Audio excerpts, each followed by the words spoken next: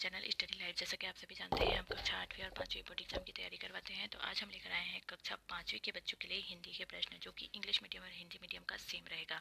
तो चलिए स्टार्ट करते हैं। देखते हैं पहला प्रश्न। सड़क जोड़ती है में अनुपयुक्त वाक्य है। गाँव से गाँव को, गाँव से शहर को, शहर से शहर को या शहर से आकाश को। तो सड़क जोड़ती है में अनुपयुक्त वाक्य है शहर से आकाश को। सैनिक हरदम रहता है सजग, लापरवाह, कमजोर या कोई नहीं। तो सैनिक हरदम रहता है सजग। शहीद का सही अर्थ क्या है? बलिदान होना, कुर्बान होना, मरना या निछावर होना। तो शहीद का सही अर्थ है बलिदान होना। भूमकाल आंदोलन के नायक थे गुंडाधुर, टिबरी धूर, सोनू मांझी या मेजर गेयर। तो भूमकाल आंदोलन के नायक थे गुंडाधुर। बाबा अंबेडकर को किस नाम से जाना जाता है? गायकवाड़, भीमराव, रजनीश या राहुल। तो बाबा अंबेडकर को जाना जाता है भीमराव नाम से।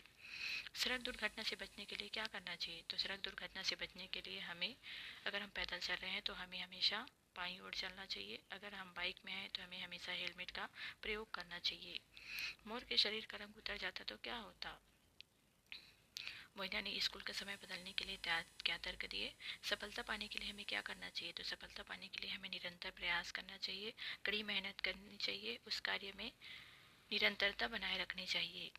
सुनीता को सब लोग गौर से क्यों देख रहे थे? ऋषि ने अपनी शिष्यों की परीक्षा कैसे ली? मैसूर की दशहरे का वर्णन करो। सुखराम सोन के फला का करी। परीक्षा में सफल होने के लिए तुम क्या क्या तैयारी करते हो? तो परीक्षा में सफल होने के लिए हम उस विषय के प्रश्नों को समझते हैं, उनके उत्तरों को याद करते हैं, या जो प्रश्न है उसको हम सॉल्व करने का प्रयास करते हैं। अथवा जल, थल और वायु सेना के कार्य लिखो। कक्षा 6वीं में भर्ती होने हेतु आवेदन पत्र लिखिए। अथवा बड़े भाई की शादी में जाने के लिए अपने प्रधान पाठक को 3 दिनों की छुट्टी के लिए आवेदन पत्र लिखना है।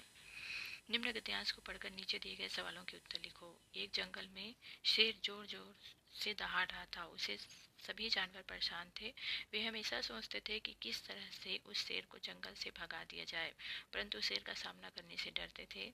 एक दिन एक छोटी चींटी को उपाय सूझा और वो सीधे शेर के कान के अंदर जाकर उसे काटने लगा। शेर पूरी तरह परेशान हो गया। तभी चींटी ने अंदर से कहा, क्यों, अब जानवरों को डराओगे? शेर ने कहा, नहीं। चींटी ने कहा, ठीक है। इस कहानी का शीर्षक है शेर और चींटी। पात्रों के नाम लिखिए। तो पात्रों के नाम है शेर और चींटी। इस कहानी से हमें क्या शिक्षा मिलती है? तो इस कहानी से हमें शिक्षा मिलती है कि हमें किसी को परेशान नहीं करना चाहिए, या फिर किसी को छोटा या बड़ा नहीं समझना चाहिए। छोटा जो चीज़ है वो भी कभी कभी हमें बड़ी से बड़ी चीज़ें सिखा देता है। अथवा पेड़ और पौधों की जगह हमारे प्राकृतिक संसाधनों में महत्वपूर्ण है। यह हमें श्वास लेने के लिए ऑक्सीजन और भोजन के लिए फल और सब्जियां प्रदान करते हैं। पेड़ पौधे हमारे पर्यावरण को भी सुंदर और हरा भरा बनाए रखते हैं। इनके बिना हमारा जीवन असंभव हो जाएगा। हमें इनसे बचाने और बढ़ाने के लिए जिम्मेदारी लेनी चाहिए। पेड़ और पौधों की क्या महत्व है? तो पेड़ और पौधे हमारे प्राकृतिक संसाधन में बहुत महत्वपूर्ण है। पेड़ पौधों के बिना हमारा जीवन कैसा हो जाएगा? तो पेड़ पौधों के बिना हमारा जीवन असंभव हो जाएगा। हमें क्या करना चाहिए जिससे हम पेड़ और पौधों को बचा सके? तो हमें इन्हें बचाने के लिए जिम्मेदारी लेनी चाहिए। किसी एक विषय पर निबंध लिखना है। होली, गणतंत्र दिवस, खेल या मेरी शाला।